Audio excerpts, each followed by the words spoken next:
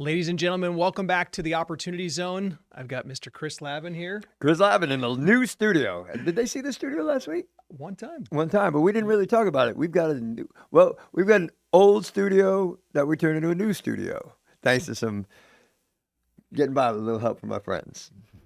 And I'm Nate Armstrong. We got a lot to cover today. FHFA literally has bumped up the lending limits for 2026. So those of you that are looking to buy or invest in your first multifamily, know that Fannie and Freddie have a little more bandwidth. So we're going to talk about that and what it means for you.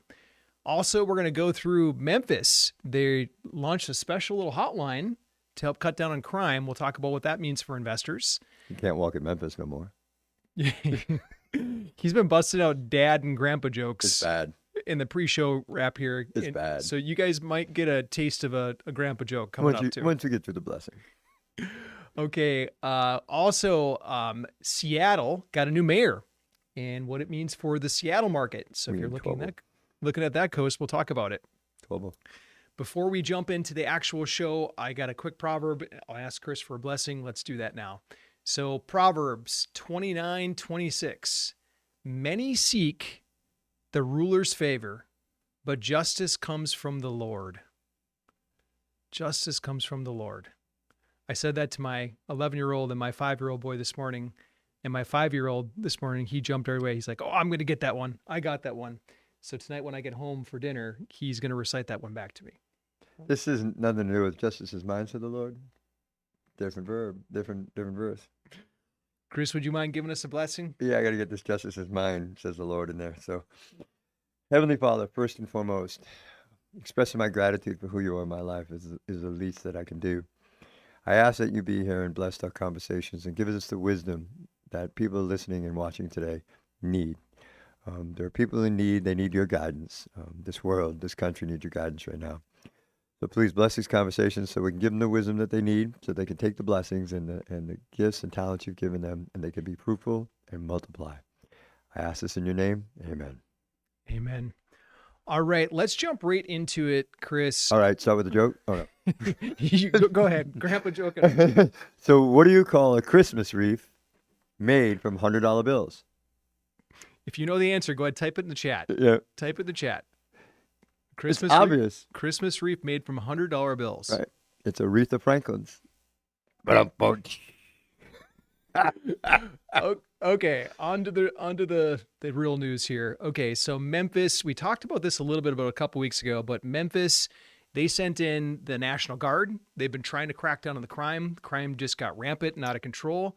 And now they sent in the big guns on top of the National Guard. You've got Scott himself, Scott Turner, Secretary of HUD. I like this guy. He has come in, and here's his message. They got a little hotline. Let's let him talk for a sec. We do believe that public housing should be safe.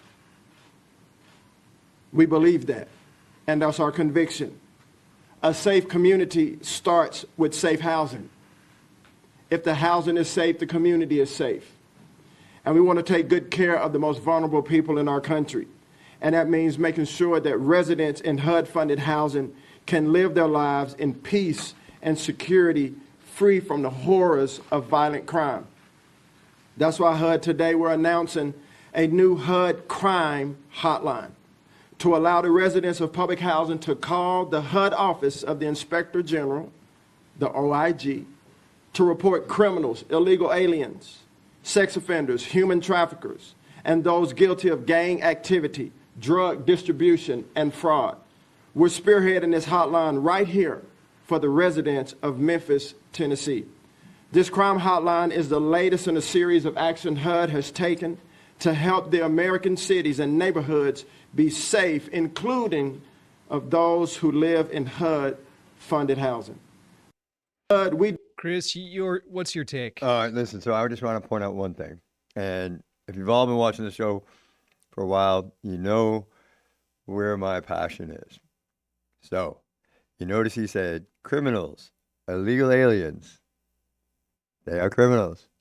So if you're here in this country illegally, you're a criminal. I think that this is a great thing. So my only question is, when you call that hotline, who are you reporting to?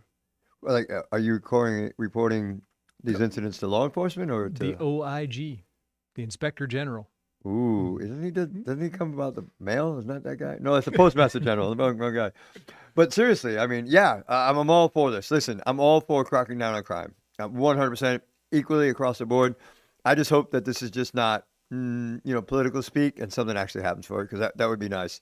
Because in my mind, when I was watching this for the first time, all I could think about was that 75-year-old older woman living alone in an apartment, picking up her check or getting her money on the 1st and 15th, and being felt as if she's going to be victimized in her own community. So, yeah, I hope this truly works. I really do. I'm all for it. Yeah, online they're taking he's taking some heat. They're like, another hotline, is this really going to work? But I actually think what Scott has, everything that he has said he's going to do, he usually does. I like this guy. And so I think that this is going to make a difference. And Okay. crime in Memphis, just since the National Guard has come in, has dropped by 45%. So they're making a dent. And if they can clean Memphis back up and make it a vibrant place, it could be a viable place to start picking up more units. And then you can walk in Memphis again. Walking. I was walking in Memphis. Okay, on the similar notes, but a little difference. So we've got Trump's administration, mostly through Scott Turner's group HUD.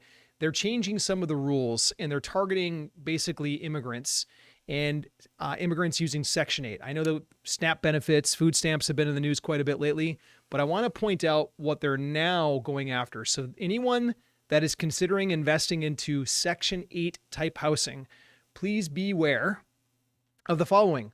All of these nonprofits, these folks that get grants from the government and help administer Section 8 vouchers, they're now on the hot list. And these are some of the major ones: Home Investment Partnerships, National Housing Trust Fund, CDBG, ESG, many, many more. But these are the big ones that were named, that they're basically saying, hey, we're going to audit you. If we find anything wrong, you're going to lose that funding. We're not giving out money to illegals anymore. Any take, Chris? Back to, if you're illegal in this country, there's no reason that I should have to bear the brunt of your existence. No. There is ways to come into this country legally. Do that. I'll help you. I'll help you until you can take care of yourself. But I'm not going to help you for the rest of your life either. So I'm all about these types of things. I think that, going back to the governors on the Fed, right? They had to be audited in order to find the crime and the mortgage fraud. I'm all about this type of auditing going on for our government agencies, because absolute power corrupts absolutely, and you've got these people unmonitored and uncontrolled, and I'll guarantee you that somebody's pockets are getting lined. It's just the way politicians work. No offense to anybody that's a politician. Yeah. Well, I didn't want to call politicians criminals because I didn't want to give criminals a bad name. Ooh, that's not a grandpa joke. Okay, next up, we have oh lordy, this is horrid. Some tragic news. The night before Thanksgiving, the eve of Thanksgiving, we had a couple of National Guard members that got shot, and the shooter, this man, it turns out that he's an individual that came over from Afghanistan as a refugee, as part of one of those big plane loads of folks that the Biden lifts. And this is the building that he lives in on a Section 8 voucher. He's getting government money, Section 8 money from American taxpayers, and obviously never really assimilated to this country. Go, Brandon. Go, Brandon. This is horrible. And so here's what happened. There was no checks on these people, no criminal background checks done. They just, come on, we're United States, come on. This is why we have a process for people getting into this country. They have to pass certain background checks. They have to not be criminals. They have to not be convicted of certain crimes, especially in the past 7 years. That's why we have these things in place. When you bypass those checks and balances, some mom lost her son, Anyways, it's horrible. It's horrible. So, Chris, we talk a lot about stewardship and keeping what we earn. And this next one... Whoa. Not giving away freely to the government that doesn't deserve it, keeping what we own. Yeah. Well, giving it to kids and people that will actually truly benefit from them, rather than building bridges to nowhere. I'm sorry, I didn't mean to interrupt your bridge to nowhere story. I'm gonna show so literally in the days leading up to the new Trump administration coming in, there was a lot of money that just disappeared, and I want everyone to see this. Expand on a lot of money? Billions. Okay. 76 billion. Shoveled $93 billion, not million, $93 billion out the door in 76 days, and it just happened to be the time between when President Trump was elected and President Biden, their boss, was leaving. Is that right? It is correct and distasteful. Confidence undermining. So you're telling me that the Department of Energy, in the 76-day period before their boss was going to leave office, gave or loaned money to entities that had no business plan? Correct. No financials? Correct. My God.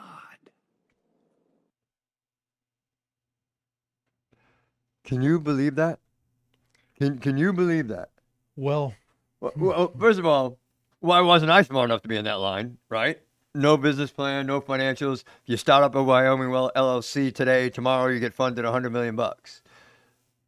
I just wonder which people got invited to that handout money party. Yeah, I bet because- you they were Biden supporters. Or maybe Hunter. I mean, not to throw any names 100 out there. supporters, But yeah. Oh, you didn't mean guys that are out in the woods. no. And we can laugh about it, but really, this is Can we laugh about it? It's painful. I had an investor, one of our investors. He asked me, Nate, don't you feel bad that you guys are saving so much in taxes and not paying your fair share? And this is my answer. Like, we pay our fair share. We pay our fair share. Let me make one thing abundantly clear. Everything we do, we utilize the tax code and the laws of this country because we love this country. But there's no way that I'm giving an extra dollar to that kind of idiocy instead of putting it in some kid's mouth. Like, that dollar will feed a child, or we could just give it to some company that had no financials, no proven track record, nothing, didn't exist 2 weeks ago. And you know what? I bet you once all the money's gone, they're not going to exist 2 weeks from now. So I have no problem, none whatsoever, legally not paying taxes. Legally, I pay my fair share. I pay what the government says I owe. Give to Caesar what is Caesar's, but do not tip that sucker. No tips. There's No tips for Caesar. No, it's not necessary. Okay, let's move forward. We got a housing analyst right now who's been making some headways, and headlines are now being struck for her saying that the housing correction coming for single family, this is not multi. We'll talk about multi in a minute. Why we're a multi. Yes, this is exactly why. But she's saying that we're going to see worse than 2008 corrections coming soon. This is coming from Melody Wright, who used to work for GMAC during the last housing crash. And so she kind of had some firsthand information on it. And now she's sounding the alarm bell saying, hey, we're in for a big, big drop. She's not just. She's been just saying it for a while. Yeah, she's been really, really ringing this bell for a while. See, I live in a fantasy land. I live in Florida, and we're kind of the unicorn. So it's hard for me to keep that vibe. I should probably pay more attention nationally. But here's the truth: I don't invest in that space. I'm not an expert in that space. I'm an expert in multifamily.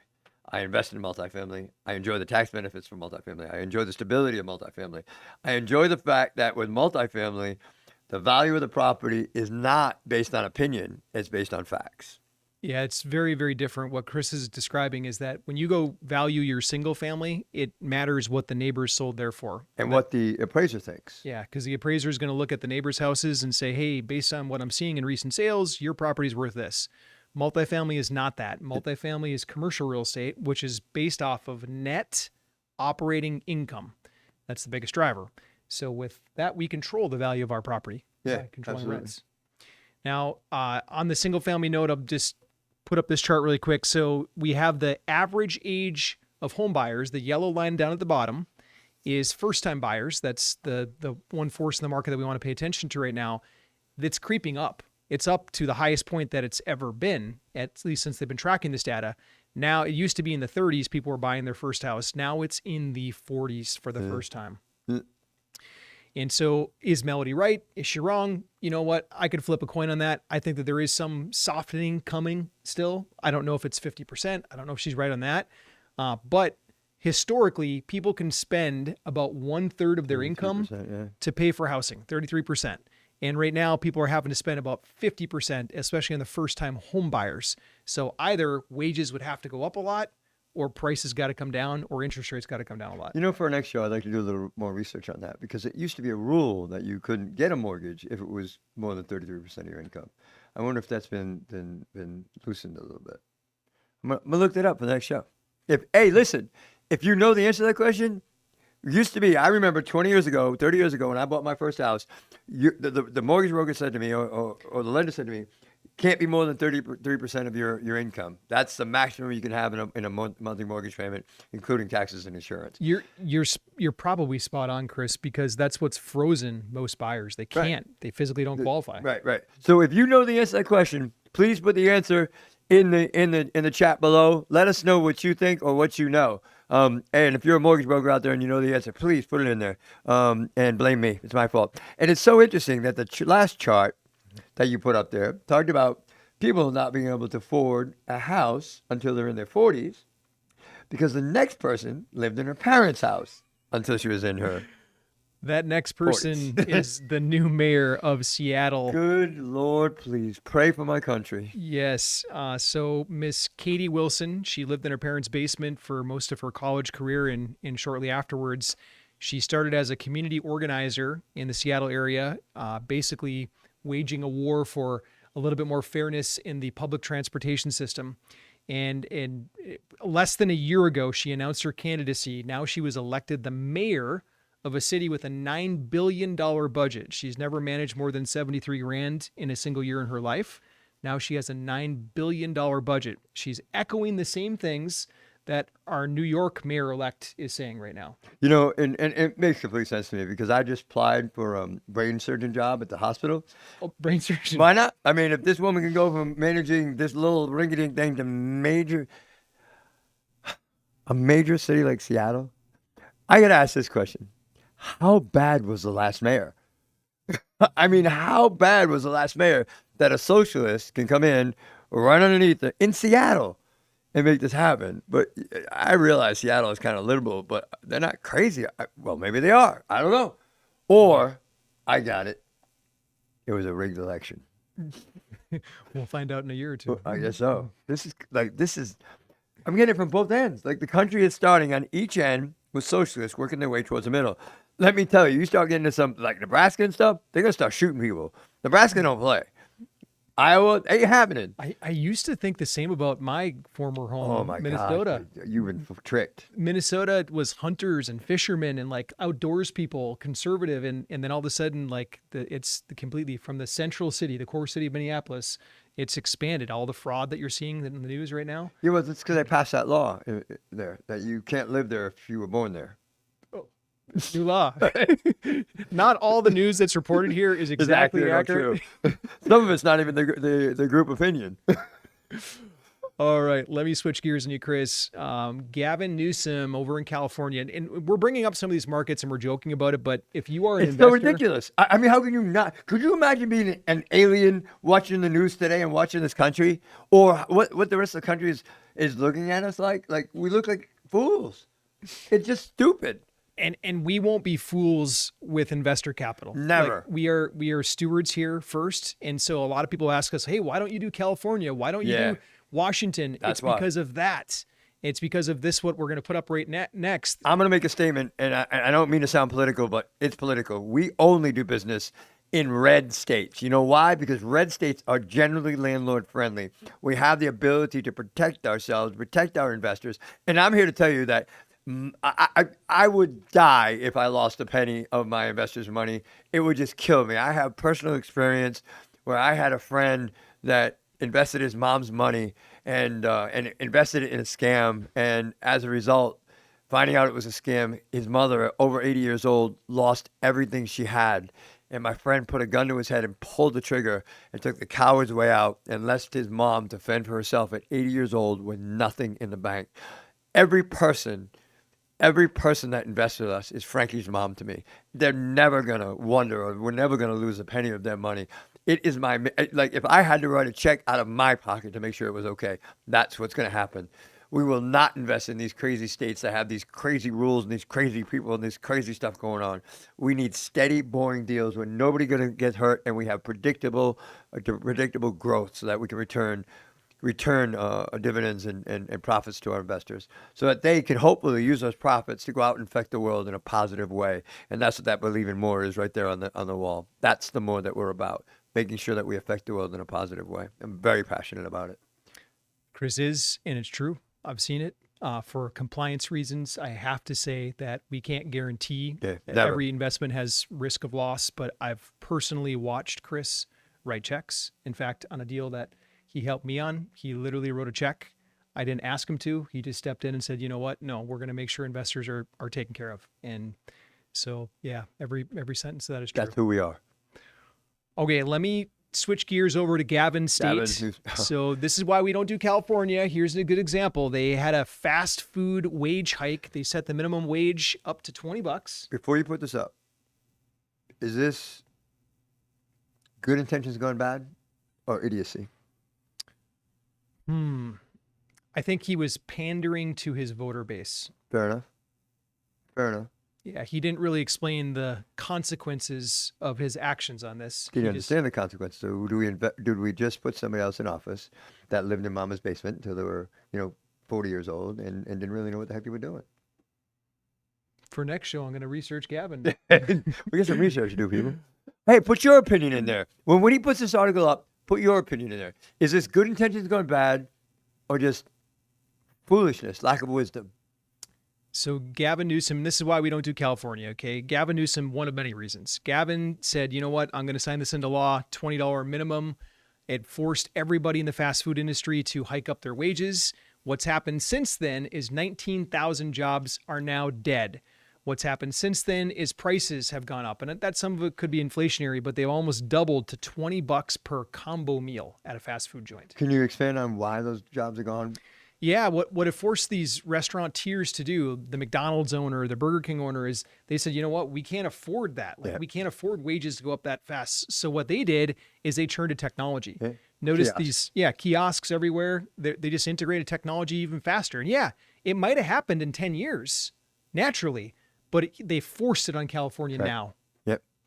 So good intentions gone bad or just lack of forethought, lack of wisdom? Put your response in the chat below. Chris, I'm going to change gears and I want to talk a little bit about something. This excites me. Yeah, this is it excites me and scares me at the same time. Well, this is a good sign. Multifamily is booming right now. You don't have to believe me. Look at the actual numbers. You have cap increases for the two largest lenders in the multifamily space, Fannie Mae and Freddie Mac. They've hit their cap or just about hit their cap for 2025. And so 2026, they're coming out with dry powder of $176 billion to make loans for multifamily investors. Yeah, that's like a 20% increase, a 25% increase. They're at like $146 billion. So that's a $30 billion increase. So why do I say this gets me excited and doesn't get me so excited at the same time? Because one thing that they're not doing, and my boy, what's his name? Pulte. Man, this guy is about running a lean machine, lean ship. He's not going to increase personnel. And they've got to handle that many more transactions in a year or that much more dollar amount in a year. And yes, that's the space we play in, right? We play in that 20, 30, 40, 50, $100 million space. So, and a good portion of our loans are with Freddie and Fannie. They're called agency loans. So I'm concerned that it's maybe take a little bit longer for our transactions to happen. We're going to probably have to account for that in 2026 just because they're going to be doing more work, right? It's great that it, opens up more resources to us. But like I said, what's his name Pulte runs a lean machine. So this is the guy, Pulte. So he's the grandson of the builder, the great Pulte home builders. He takes this job in government, doesn't need a government job at all. He's doing it because he wants to make a difference. He walks into the office in DC and figures out that there's hundreds of employees that are still on like COVID era rules, not coming to the office. And he gives them a 1 week notice and says, you either get your tail in here and start working or you're done. Sayonara. And he followed through. Yeah, it was a beautiful thing. Yeah. So more loans coming. 2026. Expect more activity. That's kind of how I'm reading the underlying tone on that. Chris, as we start to wind down here, people keep asking us for end of year investments, for Yep. tax savings. Maybe you can just hint a little bit about what we got. Well, we've got a couple great deals that are in the pipe right now. Here's the deal, though. One of the deals is like, I almost want to say top secret. As a matter of fact, in order for us to talk to you about that deal, you have to sign an NDA. We have put this deal out and raised $14 million on it in like record time. We've been raising since then, but it didn't go public, not for a minute. So what you need to do to get involved in those deals, and the returns on those deals are predicted to be astronomical. If you want to be involved in these deals, you have to have a relationship with us. In order to have a relationship with us, you have to be in our inner circle. In order to do that, we need you to get on our wait list, speak to one of our advisors in advance to you making any kind of investment. So please do that by getting on the wait list. We've got some amazing deals, and our cadence, as it's shaping up for the first quarter of next year, is going to be insane. We're looking at a deal a month. Right now, we're focusing on over like $212 or $213 million in the first quarter of acquisitions. So please get on our wait list so that we can keep you in the loop, so that you know what's going on, so you don't get caught next year short heading into tax season like you may be done now. Waiting till the last month of the year to try to fix your tax situation is horrible. Do not rely on your CPA to help you out with that. Your CPA's sole purpose is to keep you from getting audited. They're not really tax planners. In my experience, there may be some out there that are exception to the rule, but please be proactive and stop tipping Caesar when you don't have to. So to get on the wait list and get all these deals, type wait list in the comments. Yes, please. Just the word wait list, and our team will get you over the link. And last but not least, if you got a nugget out of this, hit the subscribe button. It helps us get the word out there. And then number 2, you'll get notified when we go live. So occasionally we can squeak out details of deals on this show, and you'll be the first to know if you're clicking the subscribe button and on our wait list. I'm doing the Vanna White. And then come back on Mindset Monday. Chris dropped gold yesterday. Literally on Mondays, this man dropped stuff straight from his heart on what he's doing and what God's blessed him with, accomplishing so much in entrepreneurship. Make sure you come to that as well. Mindset Mondays. Mindset Monday is crazy because 97% of the time I have a list of what I'm going to talk about, and 97% of the time I don't talk about it. Whatever God inspires me to put out in that moment, it usually means that somebody needs to hear what I'm talking about. I get out of the way and let God talk to you, and He does it, because believe me, God wants you to be fruitful. He wants you to multiply, and He wants you to have peace and financial security. That's my experience, because I've been broke and I've had a few dollars in the bank, and it's much more comfortable to have a few dollars in the bank. And the way that I did that was just following God's will for my life. So I want to thank everybody for showing up today, because if we didn't have somebody to share this wisdom with, we would just be sitting on our talents and we wouldn't be doing any good with it. So if you weren't here, we couldn't share with you. Thank you for allowing us to be of service. God bless y'all. Have a great day.